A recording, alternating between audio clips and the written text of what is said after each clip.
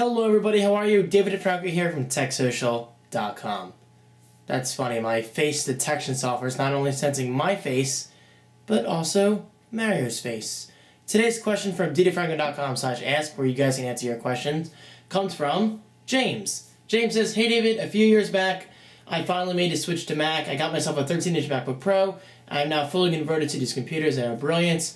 2 years later, I'm slowly feeling a bit outdated, so on and so forth." It's a pretty long message, but the skim of it is he basically wants to upgrade his MacBook Pro to a much better solution, because I was going to say much better hard drive, but total opposite of a hard drive. Basically, he wants to go for a solid-state drive, but he's willing to spend about $450 converted. However, with all that said, his point is an SSD worth it? Hell yeah.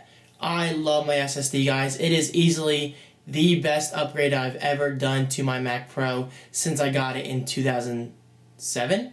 Yeah, 2007. It's technically a 2006 machine, but I got it in 2007.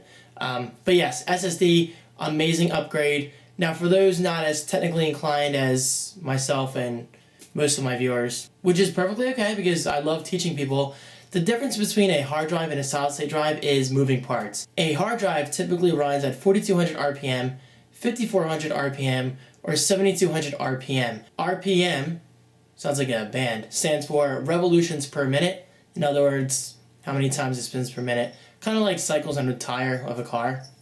I'm not the most auto-inclined person, but I figured that's a good comparison. Smokey, you always conveniently come in and jingle during my videos. That's okay. Uh-oh, mini earthquake coming. He's rubbing the tripod. So hard drives, moving parts, but SSD, on the other hand, no moving parts whatsoever. Think of it as flash memory. That's actually technically what it is. No, not Adobe Flash. Flash memory as in it just sits there. Virtually instant access to that data. Think of, well, what's inside my iPad is 32 gigabytes of flash memory, and that's exactly what an SSD is. Now, unfortunately, the two major downsides of SSDs are, one, price, because they are not cheap at all, and two, you really don't get that much storage. The only way I gotta say go with an SSD is if you have your SSD as your primary, but a larger hard drive as your secondary. For me, for instance, I have 4 hard drives in my Mac Pro. I have a 60 gigabyte SSD. I forget how much it cost. It wasn't that cheap, but it's totally worth it. And then I have 3 larger hard drives, 500 gigabyte, 1 terabyte, and 2 terabytes, I think. So, yeah, it's a lot of space. So, to answer your question, an SSD is definitely worth it. It's definitely something you have to look into, and I promise you, you will see faster performance, faster boot up times, and it is something that you will never take for granted again, because regular hard drives in comparison, well, they suck. Now, of course, if you want a lot of storage and you want to save on cost, although right now is really not the best time because of the flooding and everything, then hard drives are definitely the way to go. But believe me, if you want to spend a little bit of money and it's worth it for the extra performance boost and faster load times and overall faster processing of the data, then go for it. You will love it. I love mine, and enjoy.